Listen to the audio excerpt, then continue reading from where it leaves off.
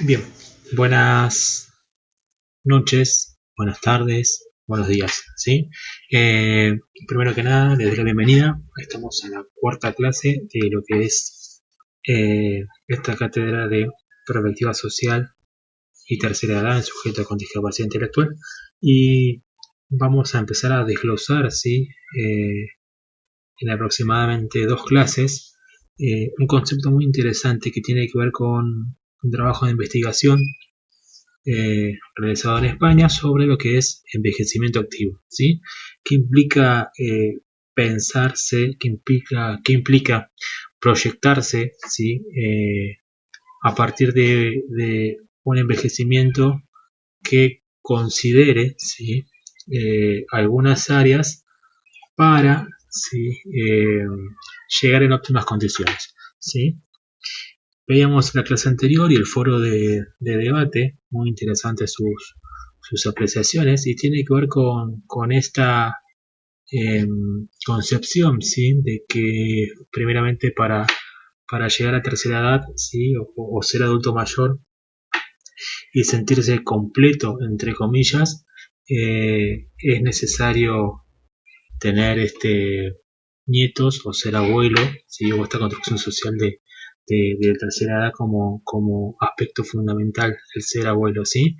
Varias apreciaciones bastante interesantes en relación a esto de la edad y cómo fue, como algunas personas son abuelas a edad temprana. Eh, y también esta apreciación de pasar de la parte física, la parte del cuerpo, como entre comillas pasa factura, como cada día es un regalo o un privilegio vivirlo, ¿sí? Entonces, para romper con esto, ¿sí? Hoy por hoy, un concepto muy fuerte tiene que ver con este envejecimiento activo, ¿sí? Para hacer una oposición al envejecimiento pasivo es eh, llegar a la edad, ¿sí? Llegar a ser adulto, llegar a ser a la tercera edad, adulto mayor o llegar a ser a la vejez de una forma pasiva, ¿sí? Y atravesando todas las etapas que tienen que ver con nuestra nueva eh, forma de vivir desde una pasividad, ¿sí? Y es lo que hablamos varias veces, eso cuando uno se jubila y pasa totalmente a la pasividad, cómo influye en la parte física, ¿sí? Cómo pasamos de la actividad a ser, entre comillas, pasivo, ¿sí? O esta concepción de la jubilación como parte de pasar a la pasividad, ¿sí? Estas concepciones fueron cambiando y por hoy hablamos de envejecimiento activo, ¿sí? De envejecer construyendo, ¿sí? Y favoreciendo mejores pautas y mejores aspectos que van a hacer que yo tenga una mejor calidad de vida a la hora de llegar a la vejez, ¿sí? Esto no implica empezar a trabajar en edades avanzadas, sino que el envejecimiento activo es cómo yo voy preparando mi cuerpo hoy para envejecer, ¿sí? Si yo lo preparo con actividad física, si yo lo preparo con diferentes aspectos de autodeterminación, calidad de vida o demás, van a impactar, ¿sí? Para que yo tenga un mejor envejecimiento. Van a tener un texto para trabajar ahora de Cerny, ¿sí? Es una investigación bastante interesante de España, donde toma 8 aspectos o áreas de bienestar, ¿sí? Estas áreas de bienestar lo que van a hacer, ¿sí? Es darnos una pequeña apreciación de qué aspectos o qué inferencias van a ayudar a mi mejor calidad de vida, ¿sí? Es un texto muy extenso y lo que vamos a hacer es trabajarlo en dos partes, ¿sí? Estas primeras partes vamos a tomar 4 áreas, ¿sí? La idea es que puedan tener como una lectura barrido, ¿sí? Es un texto corto, pero que al principio conceptualiza, por ejemplo, bienestar físico conceptualiza la salud y los problemas de salud en las personas con discapacidad intelectual. Esto tiene que ver, por ejemplo, con aspectos de cuadros clínicos o sedentarismo, ¿sí? O aspectos que tienen que ver con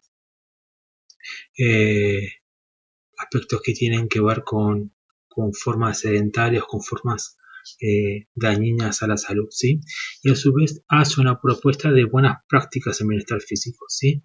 Hacer ejercicio, atención sanitaria, acceso a servicios sanitarios, formación profesionales sociosanitarios, ¿sí? Y a su vez da, por ejemplo, otros documentos de interés o otras páginas web para que ustedes puedan consultar y poder ampliándose. Bienestar emocional, ¿sí? Tenemos como la salud mental, ¿sí? O sea, cómo uno va construyendo esta salud mental y, por ejemplo, se evita situaciones tediosas o estrés o aspectos que dificultan, ¿sí? Nuestra salud mental. Por ejemplo, hoy por hoy estar bombardeados todo el tiempo con las situaciones del COVID-19. Por ejemplo, eso atenta a nuestra salud mental. A su vez, deterioros cognitivos, ¿sí? Que tienen que ver con cuadros clínicos o manifestaciones clínicas particulares, ¿sí? Cómo uno va perdiendo funciones, perdiendo plasticidad cerebral, va perdiendo capacidades, tanto por el no ejercicio de estos aspectos vuelvo a decir, su patología de base, su cuadro clínico de base, ¿sí? Y algunos tipos de demencia o tipos de manifestaciones cognitivas similares al Alzheimer, ¿sí? Procesos de duelo y a su vez algunas buenas prácticas para el bienestar emocional, ¿sí? Vamos a tener el bienestar material, que tiene que ver con esta posibilidad de solvencia y esta posibilidad de contar con vivienda, de contar con estatus económico o una situación laboral que permita una autodeterminación o poder valerse por sí mismo, ¿sí? Poder ser independiente, ¿sí? Y diferentes situaciones laborales utilizan alguna estrategia de intermediación laboral, ¿sí? alguna estrategia de inserción laboral, ya sea protegido, ¿sí? Empleo competitivo con apoyo, alguna enclave, esas diferentes formas que tienen que ver con prácticas de situación laboral, ¿sí? Y a su vez podemos encontrar buenas prácticas en torno al bienestar material y buenas prácticas en relación a la vivienda y el empleo, ¿sí? Diferentes experiencias, como le contaba, por ejemplo, que tiene que ver con viviendas independientes con apoyo, que es una buena estrategia para repensar y para poder construir, ¿sí? Y hasta esta clase solamente van a dar a la parte de derechos, que tiene que ver con esta reafirmación que hace la Convención Internacional de los Derechos de las Personas con Discapacidad y esta nueva apreciación, ¿sí? De dejar de tener la figura de incapacidad legal o tutelar, ¿sí? Para pasar a ser sujeto activo de derecho, ¿sí? Con esta perspectiva de derecho, no solamente de la pasividad al derecho a la educación, al derecho a la salud, sino como fuerte promotor de sus derechos, ¿sí? Poder poner voz a lo que expresan y a las necesidades. Nada de nosotros sin nosotros, ¿sí? Fuertes palabras que tienen que ver con la convención, ¿sí?